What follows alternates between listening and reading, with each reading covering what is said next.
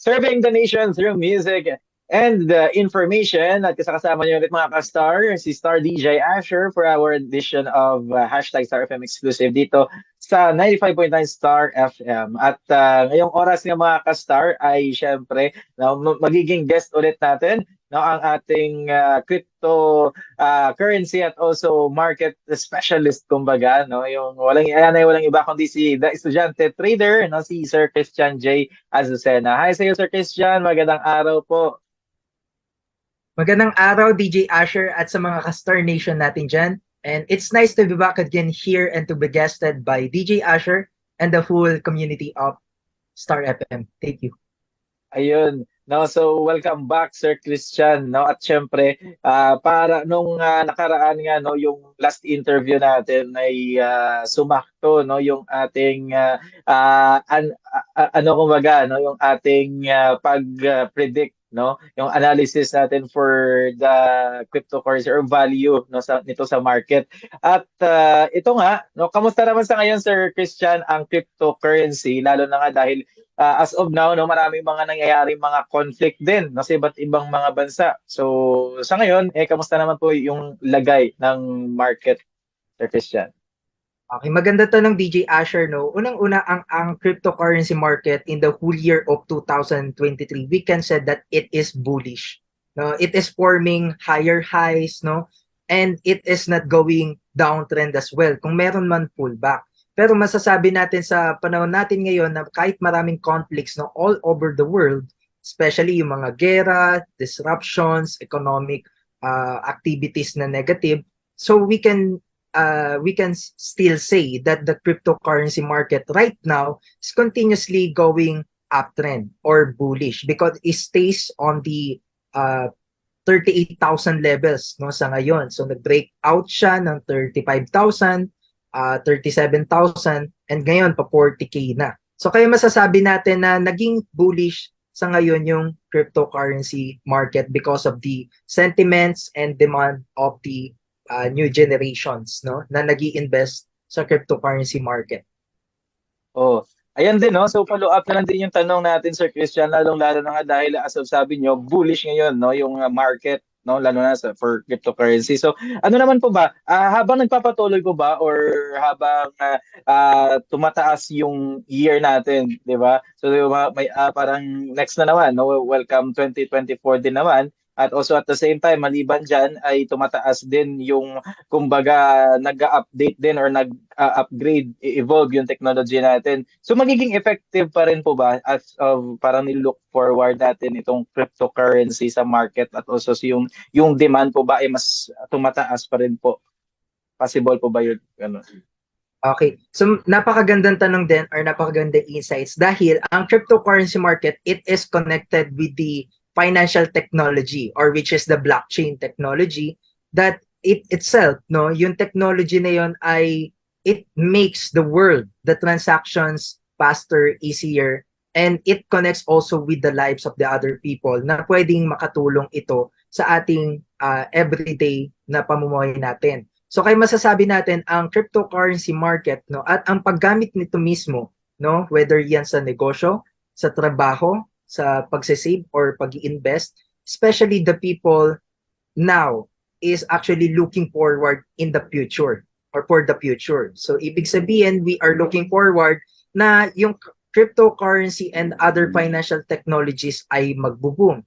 So dahil nakakatulong yan also to speed up the innovations, no, and to make the lives easier of people. Kaya we are looking forward na yung paggamit ng cryptocurrency, adaptation ng bawat bansa, especially the Philippines na nakikita naman natin na yung adaptation and regulations, no, ay nagiging positive naman, no, base sa nakalap natin na datos, no, nowadays, no, sa panahon natin ngayon na hindi lang sa ngayon kundi continuously adaptation or adapting the technology of blockchain and the whole cryptocurrency network and market. So that's all. Ayun.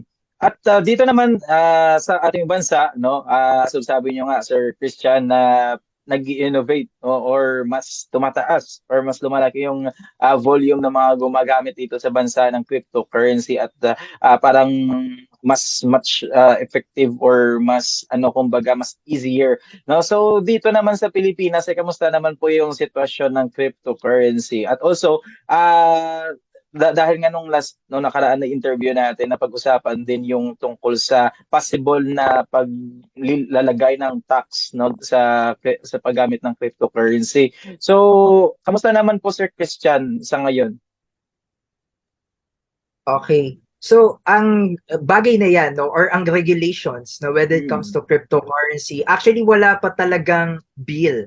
No, wala pa talagang specific or specified na bill o kaya naman na pinopropose, no, but the government itself, no, promoting the usage of cryptocurrency, but as well, same as well, na pine-prevent nila yung syempre yung mga negatives nga na gamit ng cryptocurrency, Oo. katulad ng unknown na pag-send, no, or magamit ito sa mga illegal activities, no. But yung nakikita natin dyan dito sa Pilipinas, no, actually okay naman talagang adaptation ng cryptocurrency. Pero yun nga lang sa mga balita kasi ngayon nowadays yung mga exchanges or mga brokerages na hindi registered dito sa SEC. Yun lang yung konting paalala natin sa mga ating ka-Star Nation, no, at sa ating mga ka-traders na kung mag-i-invest kayo sa cryptocurrency, okay naman yung market. Pero yung kung saan kayo platform mag-i-invest. No, yun kasi yun. Sa ang platform, baka kasi yung platform na yun hindi registered or illegal na wala na kayong habol sa pera nyo kahit sa crypto pa kayo nag-invest, because it really depends on the platform or the brokerage you choose to invest in or to put your money. But same as well, it is clearly na maganda naman ang takbo ng cryptocurrency dito sa Pilipinas, especially parang sa smartphone nga Pilipino, no? Mga Pilipino ang nangunguna sa paggamit ng texting, internet, smartphone. So masasabi natin na ganun din sa cryptocurrency, yung adaptation ng NFTs, cryptocurrencies, and other financial technologies are clearly booming, no? In really these times at sa mga susunod pang pagkakataon at panahon. Ayun. At also maliban dyan, Sir Christian, at tips din po, ano-ano po ba yung mga kumbaga dapat isaalang-alang, kumbaga, or yung mga factors na dapat tingnan ng ating mga star traders, kumbaga, no? So sa mga platforms, no, dahil nga kumbaga ano lang yung mga factors, ano yung dapat nilang isaalang-alang para malaman na itong platform na ito ay legit, parang ganun po, or magandang gamitin para mag-invest. Okay, kasi syempre yung mga platforms na yan or brokerages, it is actually listed and should be registered on the Securities and Exchange Commission kung saan mang bansa yon. No, kasi hindi tayo magbabanggit dito ng platform, pero kumbaga kung ikaw ay international platform at nag-ooperate ka din dito sa Philippines, you should have a license. No, meron pa tayong tinatawag na secondary license kung mag-o-offer ka ng financial service, no, and every firm and every investment vehicle or platform ay yan po unang-una naka-registered sa Securities and Exchange Commission at sa mga iba't iba pang ahensya ng government bodies. So yun yung unang-unang kumbaga key detailed natin, no, na masasabi na ay ito, it is a firm na nag-legalize, no, and authorized pagdating sa mga trading activities and investment vehicle options, no, na kung saan pwede kayo sa aming mag-trade, no.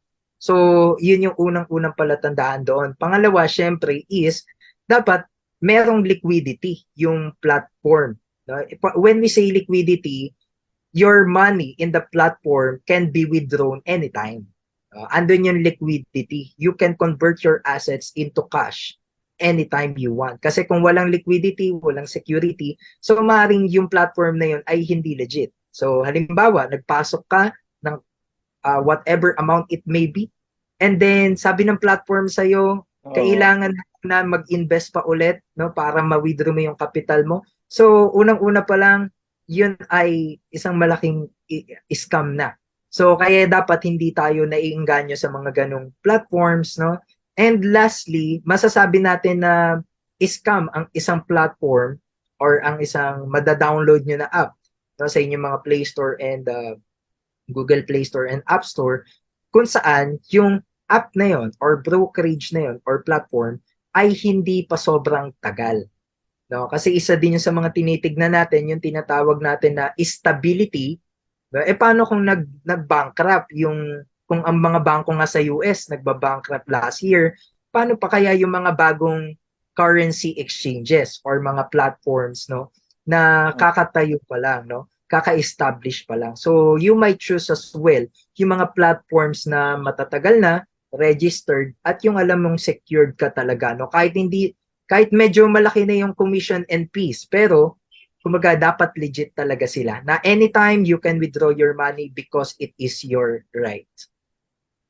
Ayun, maraming salamat Sir Christian. At also at the same time, no, sa ngayon ay 'di ba, yung cryptocurrency ay hindi lang naman 'yan, 'di ba, dito sa Pilipinas ay ginagamit, 'di ba, sa ibang mga bansa din.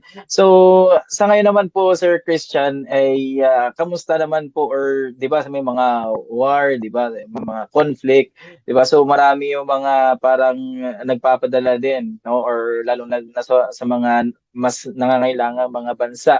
So itong cryptocurrency po ba, in case na like mag-send ka ng cryptocurrency sa ibang mga bansa, parang hindi siya ganun kalaki yung mga parang mga charge, like yun, padala ka mga charge, 'di ba? So mas kumbaga mas easier siya, at mas hindi ganun kalaki yung babayaran mo kapag ikaw yung nagpadala, 'di ba?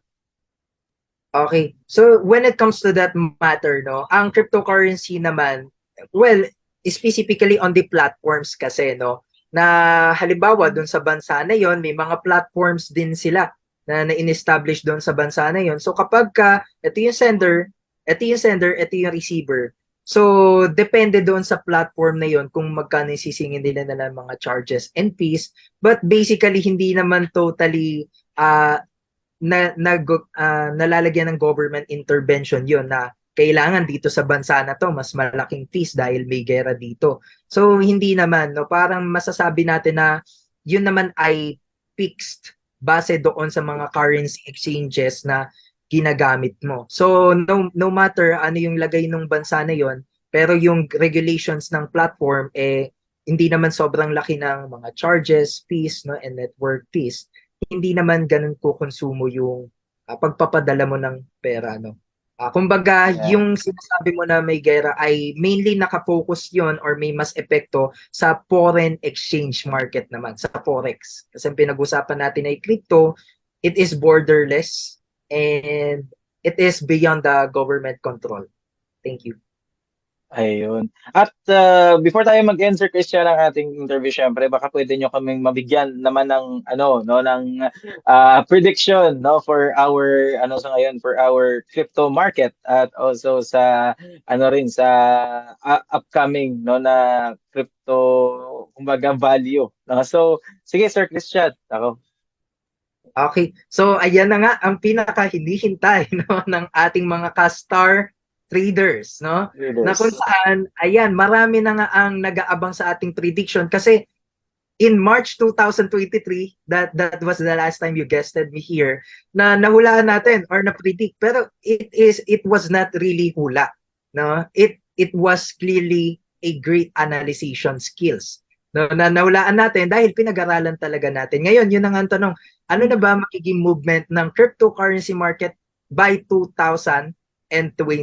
Bababa, no? Babalik ba siya ng 30,000 levels below o kaya tataas ng 40,000s and beyond, no? So unang-una, analyze muna natin yung sitwasyon ng Bitcoin ngayon kasi nga Bitcoin ang sinusundan ng mga iba't ibang cryptocurrencies. So unang-una masasabi natin ang Bitcoin nga ngayon 2023 pataas. With that being said, yung mga karamihan ng cryptocurrencies nagiging pataas din. Bullish talaga ang cryptocurrency market sa ngayon. Pero ang tanong, by 2024, magiging bullish pa rin kaya or aangat ito? Ang sagot natin dyan ay syempre yung key answer, depende. Okay, pero but most likely, 60-40 para sa akin talaga, 60-40 pataas by 2024. Dahil, kumbaga, mag-e-end ng 2023, right? So, ngayon, pataas pa rin ng pataas ang Bitcoin, ang ating index sa cryptocurrency market. So, it really means in trading psychology na nagpaparamdam ng positive momentum, ng positive situation ang cryptocurrency ngayon kasi magtatapos na ang year 2023, tumataas pa rin siya. Parang yun yung nagiging basihan by 2024. Uy, pataas to ng pataas 2023. So yung mindset, yung psychology ng mga traders and investors, nagbiglang nag-reverse din. Buong 2022, pabagsak ang cryptocurrency market. Lahat yan. Ngayon, noong 2023 January, nung gines mo ako dito, naging pataas siya. No? Nag-iba. Nagbago yung trend. Ngayon, we are hoping that the traders and investors continues to move forward and to look forward for that particular sentiment. But it really depends no kung ano ang mangyayari by 2024 no kasi hindi naman natin totally mape-predict yan. What if nagkaganito? 'Di ba? What if nagkaganito ulit na mga scenarios? Let's say kahit anong mga negative activities especially on the cryptocurrency space. No? Halimbawa may mga naban na mga cryptocurrency exchanges that would affect the price movement no ng cryptocurrency in individual and overall market outlook. Pero sa nakikita natin ngayon, no, ayan ang sinasabi ng market sa atin, that is what market tells us na continuously positive yung momentum and sentiment ng mga investors diyan dahil may Bitcoin halving na tinatawag. Ibig sabihin noon ay mababawasan yung mga supply na binibigay sa mga miners ng Bitcoin. So that would affect a lot to be able to push up the price of Bitcoin. So then, angat din yung ibang currencies no, sa crypto. Pangalawa is yung tinatawag nga natin na trend reversal. Noong 2021, yan, pag ganun ang galaw no, ng cryptocurrency continuously. Pero makikita mo nga yung January 2023 at yan, magde-December na, tapos magtatapos na ang taon. Continuously, ganun pa rin siya. Ibig sabihin yung trend niya, upward, intact, no? Continuously, ganun yung movement niya.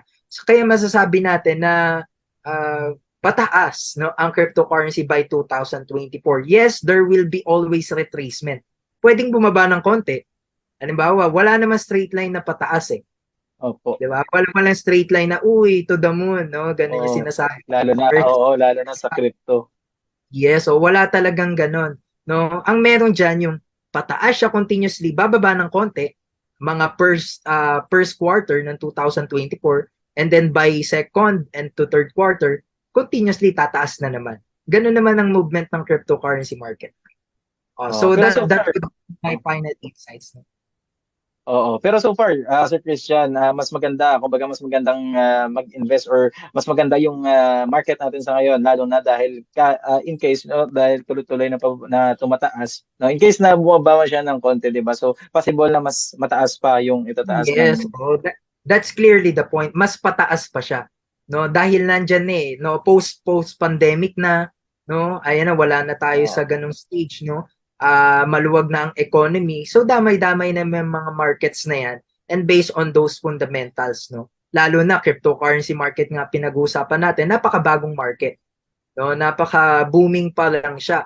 No, wala pang 2 decades, no. At sa tingin ko malayo pang mararating yan, especially ang mundo hindi naman pabalik, kundi we are looking forward no in the future ng mga galaw. Hindi na tayo pabalik sa COVID-19.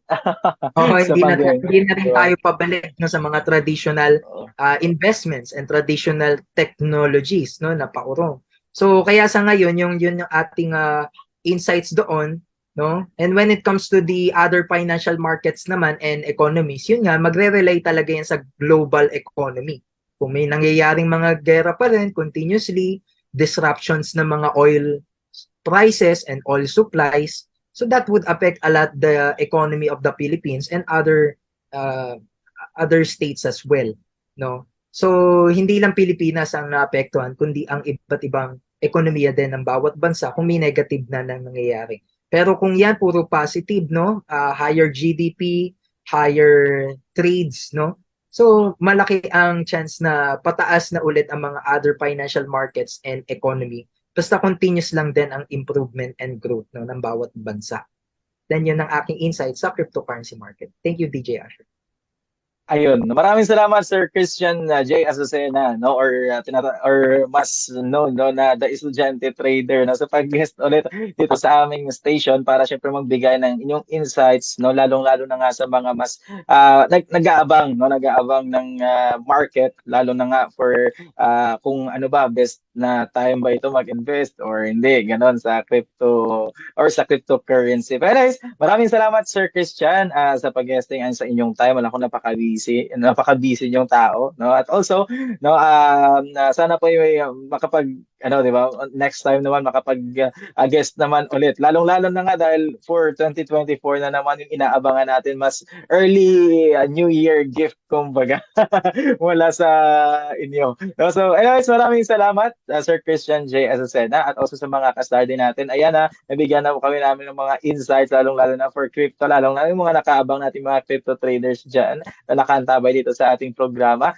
At this is your Star DJ Asher. Checking out na muna sa inyong hashtag Star FM exclusive. Stay tuned lang mga ka-Star for more information at also at the same time, yung mga updates din natin. Dito lamang yan sa 95.9 Star FM. Ingat Star Nation and goodbye.